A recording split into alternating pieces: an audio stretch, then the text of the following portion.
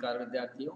राजकीय कन्या महाविद्यालय सवाई माधोपुर के यूट्यूब चैनल पर बीए भाग द्वितीय वर्ष हिंदी साहित्य प्रथम प्रश्न पत्र की कक्षा में आप सभी का बहुत बहुत स्वागत है। आज हम इस कक्षा में आपकी जो पाठ्य पुस्तक हमने प्रारंभ की थी उद्धव शतक, उसमें छंद संख्या 3 और उससे आगे पढ़ेंगे।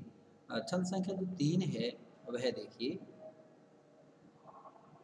देख दूरी हिते दौरे पौरे लागे भेट लाए, आसने दे सासने समेटे सकुचानी थे, कहे रते ना करे यो गुणने गोविंदी लागे, जालो कहूँ भूले जालो कछु भूले से भ्रम से अकुलानी थे, कहा कहा कहें उदो सो कहें तो कहाँ लो कहें, कैसे कहें कहें पुनि कौन सी उठानी थे, दोनों अधिकाएं थे उमंग कंठे आए बीजे, नीर वहने लगी बात आँखें आनी थे। ये जो छंद है, इस छंद में हमने जो पिछले छंद में पढ़ा था कि उद्धव के साथ श्री कृष्ण यमुना में स्नान करने गए थे और वहाँ वो राधा की स्मृति करके बेसुध हो गए थे एक कमल को देख करके, और उद्धव ने उन्हें नदी के किनारे यमुना के किनारे लाकर उनको ले आए थे। और इसके पश्चात बाद में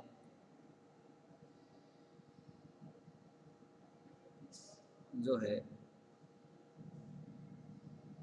उद्धव वो राजमहल में आ गए थे और उद्धव उनसे मिलने दूसरे दिन जाते हैं।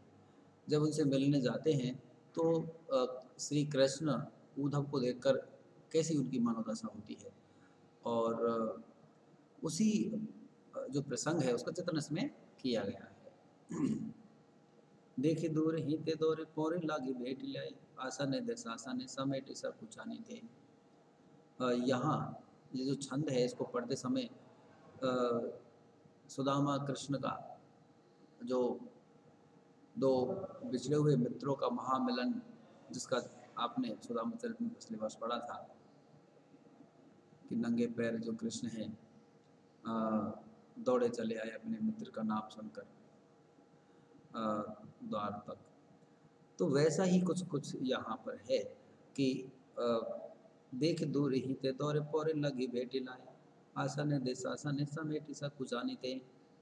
पौरे लगी, पौरे मतलब पौड़ द्वार के पास जो कक्ष होते हैं उन्हें पौड़ कहा जाता है, घर का मुख्य द्वार। तो श्री कृष्ण के राजमहल का जो मुख्य द्वार है पौड़ है, वहाँ तक लाए भेंट लाए, आसने दे सासने समेटे सब कुचाने गए।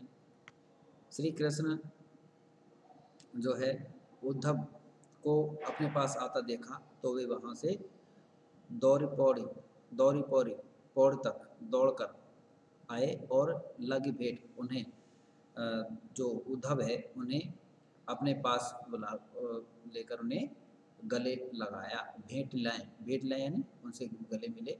आसने दे सासने समेटे सा कुचाने थे, और उन्हें बैठने के लिए उचित स्थान दिया, और अपनी सांसों को, जो उनकी सांसें धड़कनें बढ़ गई थीं और संकोच हो रहा था, उन्हें वह रोकते से संकोच से करते हुए से दिख रहे थे। ऐसे भाव उनके जो संकोच का भाव था और जो सांसें की उठापटक चल रही थी, उसी का चित्रण यहाँ पर किया गया है। कहे रत ना करे यो गुणने गोविंदे लागे, जो लोग कछु पूछे तो भ्रम से अकुलाने से। रत्नाकर कवि कहते हैं कि यो गुणन गोविंद लागे, कि जो श्री कृष्ण गोविंद श्री कृष्ण हैं वो इस तरह से मन में विचार करने लगे, गुणने लगे अर्थात विचार करने लगे। क्या विचार करने लगे? जो लोग कछु भूले से भ्रम से अकुलानित हैं, जैसे कि कुछ भूल गए हो, भ्रमित से हो गए हों और ऐसे व्याकुल से हो रहे हों, ऐसी उनकी दशा हो रही थी। कहा कहूँ कहा कहें उद्धव सो, कहें तो कहाँ लो कहें, कि उद्धव से क्या कहें और कहूँ तो कहाँ तक कहूँ,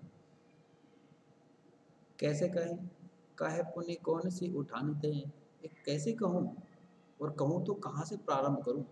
उठानी थे यानी प्रारंभ करना। दोनों अधिक आए थे उमंग कंठ आए बीचे, और उनके मन में जो यादों की कल जो नहाते वक़्त जो मदहोशी प्रेम के अपने प्रिया की स्मृति में बेहोश हो गए थे, प्रेमवश भाव विभोर होकर के। तो उसी की याद में श्री कृष्ण उद्धव को सामने देख कर के भाव विभोर हो रहे थे और उनके मन में इस तरह के जो भाव है कि उद्धव से मेरे मन की जो कल की जो दशा थी उसका चित्रण मैं करूँ, कैसे करूँ, कहाँ से करूँ, करूँ कि नहीं करूँ? तो ऐसा उनके मन में चल रहा था और ऐसे जब वो भाव बहुत अधिक उमड़ आए, तो कंठ आए बिच, तो उनका जो गला है वह अवरुद्ध हो गया। आए बिच यानी मन में उन वो जो संकोचवश या भावों की अधिकता के बस वो एक तरह से गला उनका रुंध आया, अवरुद्ध हो गया। नीर वह वहने लागी बातें अखियाँ थे और इस वजह से उनके जो वो मन के जो भाव थे, जो उद्धव से कहने वाले थे, वो अधिक भावावेश की वजह से नहीं कह पाए और उनके जो भावावेश नीर वह वन आए, आँखों में अश्रु बन करके वे बहने लगे आँखों से। तो ये उस एक भावानुभूति का चित्रण है कि अपने